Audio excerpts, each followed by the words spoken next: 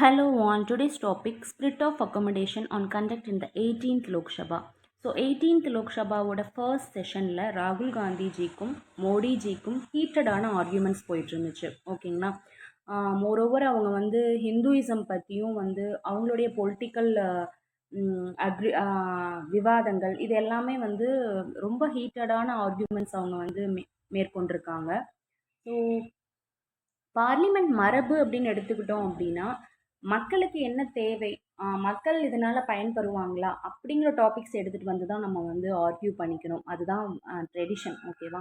So இனிமேல் இந்த மாதிரி மக்களவை கூடும் பொழுது ஆப்போனண்ட்டும் சரி ரூலிங் பார்ட்டியும் சரி இந்த ட்ரெடிஷனை ஃபாலோ பண்ணணும். மக்களுக்கு தேவையான விஷயங்களை மட்டுமே விவாதம் பண்ணணும். பர்சனல் அட்டாக்ஸ் வந்து இருக்கக்கூடாது அப்படிங்கிற நோக்கில் அதை பேசியிருக்காங்க. Next one, avoidable tragedy on the Hathras stampede. Hathras அப்படிங்கிறது யூபியில் இருக்கக்கூடிய ஒரு சிட்டி. ஓகேங்களா? இங்கே வந்து பார்த்தீங்கன்னா வெஸ்டர்ன் பார்ட்டில் இருக்கக்கூடிய ஒரு சிட்டி யூபியில். இங்கே மாஸாக வந்து பீப்புள் வந்து கேதர் ஆகுறாங்க. ஒரு ப்ரீச்சர் வந்து இதை அரேஞ்ச் பண்ணுறாரு. ப்ரீச்சர் அவர் நேம் வந்து பார்த்தீங்கன்னா ஒரு போதகர் சுராஜ் பால் அப்படின்னு சொல்லிட்டு. அவருக்கு இன்னும் 2 நேம் இருக்குது. நாராயணன் ஷாக்கர் ஹரி போல் பாபான்னு சொல்கிறாங்க. ஸோ இந்த ஒரு பர்டிகுலர் பர்சன் அரேஞ்ச் பண்ண இந்த மீட்டிங்ஸில் 2.5 லட்சம் பேருக்கும் மேலே கேதர் ஆகுறாங்க. ஆனால் அந்த ஃபல்ராய் வில்லேஜில் 80,000 பீப்புள் மட்டுமே அட் ப்ரெசண்ட்டில் வந்து கேதர் ஆக முடியும். சரிங்களா? ஸோ 80,000 மக்கள் மட்டுமே கூடக்கூடிய ஒரு இடத்துல 2.5 லட்சத்துக்கும் மேலே மக்கள் கூடினதுனால தான் இப்படி ஒரு அசம்பாவித சம்பவம், அதாவது கூட்ட நெரிசலில் சிக்கி 120 பேர் வந்து உயிரிழந்திருக்காங்க. இது வந்து மாஸான ஒரு டெத்துங்க. ஸோ 120 பீப்புள் இறந்துருக்காங்க. மோஸ்ட்லி விமனும் குழந்தைகளும் தான் இறந்துருக்காங்க. ஸோ வந்து இதுக்கு முன்னாடியே இவர் பெர்மிஷன் வாங்கினாரா, போலீஸ் பர்சனல்ஸ் வந்து அங்கே இன்ஸ்பெக்ட் பண்ணாங்களா, எத்தனை பேர் வருவாங்கன்னு ஒரு கணக்கெடுப்பு நடந்ததா அப்படிங்கிறது வந்து கண்டிப்பாகவே டவுட்ஃபுல்லான ஒரு விஷயம்தான். ஸோ ஒரு முன்னெச்சரிக்கை முன்னேற்பாடு நடந்திருந்துச்சு அப்படின்னா இந்த சம்பவம் வந்து அங்கே தவிர்க்கப்பட்டிருக்கும். இன் ஃப்யூச்சரில் இந்த மாதிரி ஒரு கேதரிங்ஸ் நடக்குது அப்படின்னா கண்டிப்பாக இன்ஸ்பெக்ஷன்ஸ் நடக்கணும். ஃப்யூச்சரில் இந்த மாதிரி இன்சிடென்ட் நடக்கக்கூடாது அப்படிங்கிற நோக்கில் பேசியிருக்காங்க. மோரோவர் பார்த்தீங்கன்னா அண்டை மாநிலங்கள்ல இருந்தும் வந்திருக்காங்க. மத்திய பிரதேஷ், ராஜஸ்தான், ஹரியானா. ஸோ இப்படி வந்து மக்கள் வரும் பொழுது, பக்கத்து ஸ்டேட்ல இருந்தெல்லாம் வரும் பொழுது கண்டிப்பாக போலீஸ் வந்து ஆக்ஷன் எடுத்திருந்தாங்கன்னா இந்த 120 மக்கள் வந்து இறந்து போயிருக்க மாட்டாங்க. ஸோ அந்த நோக்கில் இன் ஃபியூச்சரில் நடக்கக்கூடாது அப்படிங்கிறத பற்றி பேசியிருக்காங்க. நெக்ஸ்ட் ஒன், அக்கோமடேஷன் அப்படின்னா உங்களுக்கே தெரியும், தங்கும் இடம்னு சொல்லுவோம் இல்லையா? இடவசதி, தங்கும் இடம். அக்கோமடேஷன் அவைலபிள் நிறைய போர்ட்ஸ் பார்த்துருப்பீங்க நிறைய இடத்துல. அதுக்கு என்னென்னா தங்கும் இடம், தங்கும் வசதி செய்யப்பட்டிருக்கிறது அப்படிங்கிற மீனிங். இன்னொரு மீனிங் என்னன்னு பார்த்தீங்கன்னா ஒரு லிவிங் திங்ஸ்க்குள்ள ஒரு அனிமேட் பண்ணுற மாதிரியான ஒரு விஷயத்தை ஃபோர்ஸ் பண்ணுறது. ஓகேங்களா? ஃபார் எக்ஸாம்பிள் வந்து ஆவி புகுந்த மாதிரி இவங்க பிஹேவ் பண்ணுறாங்கன்னு சொல்லுவாங்க இல்லையா? அதை வந்து அக்கோமடேஷன் சொல்லுவாங்க. ஓகேங்களா? ஸ்பிரிட் ஆஃப் அக்கோமடேஷன் அப்படின்னா ஆவி புகுந்தது போல செயல்படுதல் அப்படிங்கிற மீனிங்கில் வருது. அக்கோமடேஷன் தனியாக நம்ம யூஸ் பண்ணும் பொழுது இடவசதி, தங்குமிடம் சொல்லுவோம்.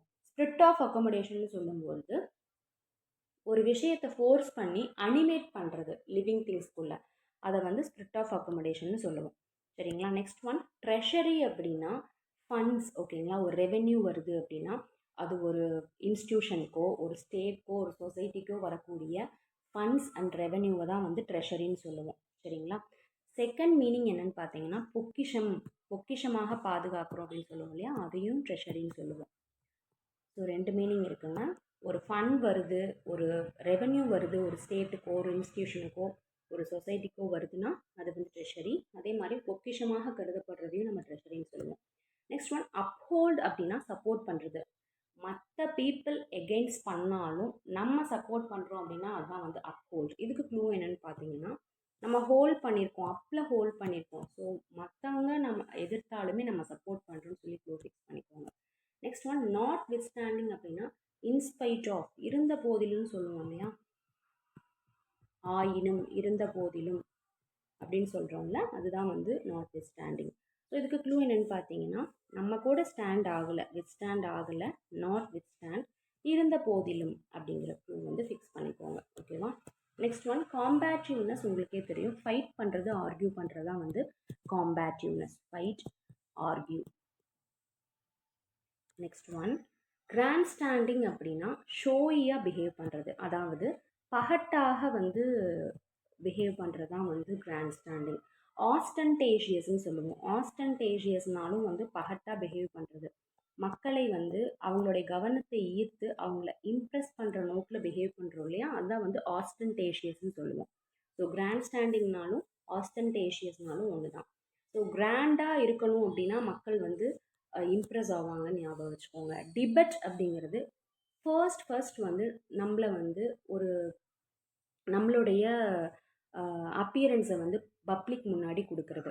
ஃபார் எக்ஸாம்பிள், ஒரு டிபெட் ஆக்டர் அப்படின்னு சொல்கிறோம் அப்படின்னா, இவர் முதல்ல இதில் வந்து ஆக்டராக இருக்கார் அப்படின்னு சொல்லுவோம். ஒரு ஸ்போர்ட்ஸ் பர்சனாக இருக்கலாம்.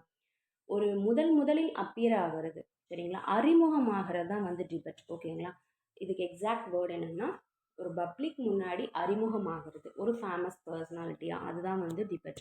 நெக்ஸ்ட் ஒன் மவுண்டட் அப்படின்னா அமௌண்ட்டில் இன்க்ரீஸ் ஆகிறது, தன்னுடைய எக்ஸ்டென்ட்டில் ஒரு அளவில் இருந்து இன்க்ரீஸ் ஆகிறது தான் மவுண்டட். ஓகேங்களா, ஸோ இதுக்கு க்ளூ என்னென்னு பார்த்தீங்கன்னா, இப்படி மவுண்டைன் இருக்குது அப்படின்னா அது வந்து இன்க்ரீஸ் ஆகும் இல்லைங்களா. ஸோ வந்து மவுண்டைனோட க்ளூ ஃபிக்ஸ் பண்ணிக்கோங்க, அது வந்து இன்க்ரீஸ் தான் ஆகும்.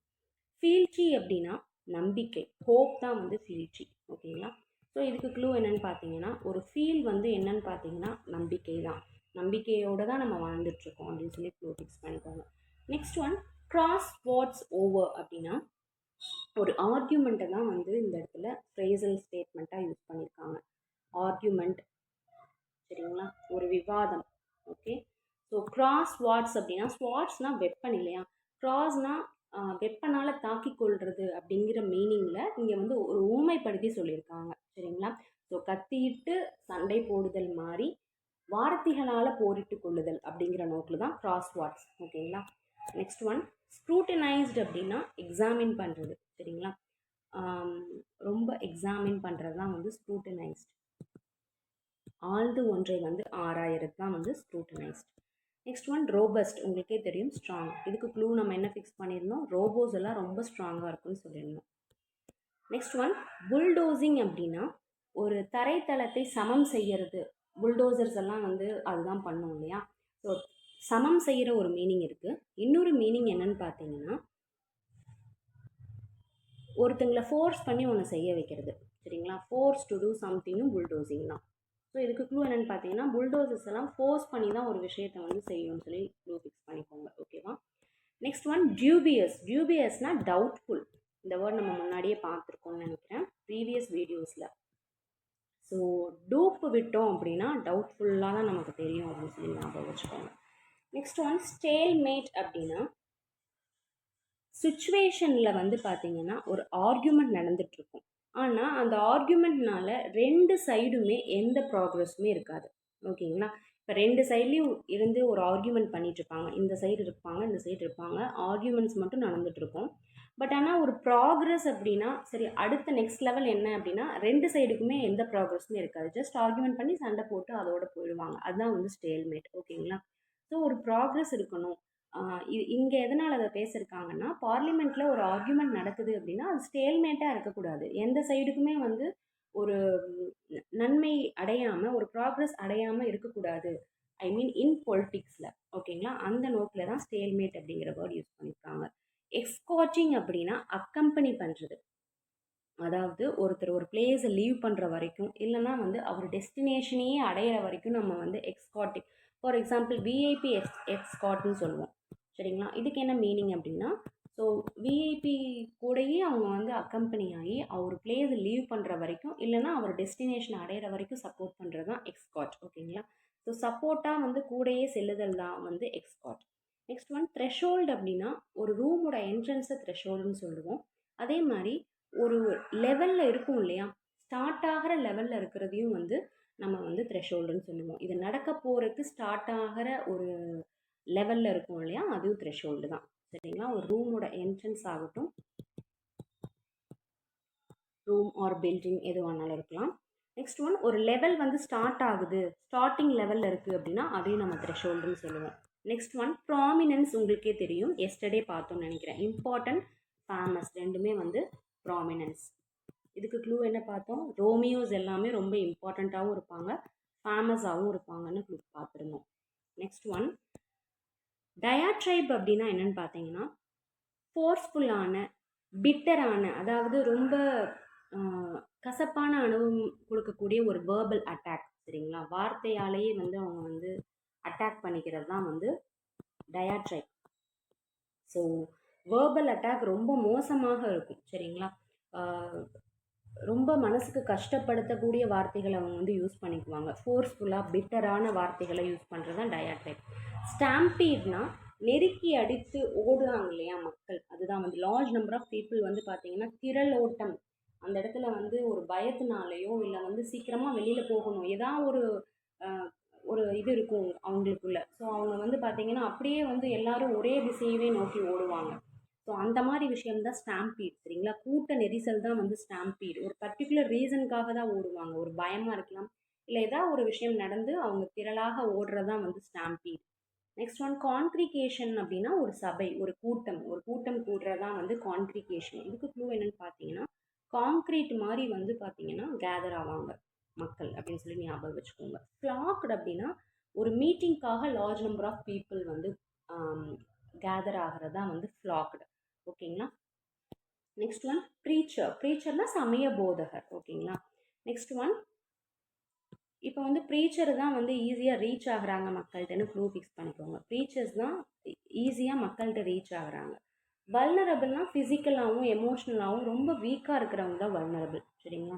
ஸோ இப்போ இவங்களுக்கு வந்து பார்த்தீங்கன்னா எமோஷ்னலி வீக்காக இருப்பாங்க, இல்லைன்னா ஃபிசிக்கலி வீக்காக இருப்பாங்க, அதுதான் வல்னரபிள் சரிங்களா? ஸோ இதுக்கு க்ளூ என்னன்னு பார்த்தீங்கன்னா, அவங்க வல்கரா கூட அவங்களால ஏபிள் பண்ணி பேச முடியாதுன்னு ஞாபகம் வச்சுக்கோங்க சரிங்களா? அவங்களால வல்கரா ஏபிள் பண்ணி பேச முடியாதுன்னு ஃபிக்ஸ் பண்ணிக்கோங்க. நெக்ஸ்ட் ஒன் சொலாஸ் அப்படின்னா ஒரு பர்சன்னால ஒருத்தங்க பெட்டராக ஃபீல் பண்ணுறாங்க, ஹாப்பியாக ஃபீல் பண்ணுறாங்க அப்படின்னா அவங்க சேடாக டிசப்பாயிண்ட்டாக இருப்பாங்க. ஸோ ஒரு பர்சன் பேசும் பொழுது அவங்களுக்கு ஒரு மன நிம்மதி நிறைவு கிடைக்கும். அதான் வந்து சொலாஸ். ஓகேங்களா?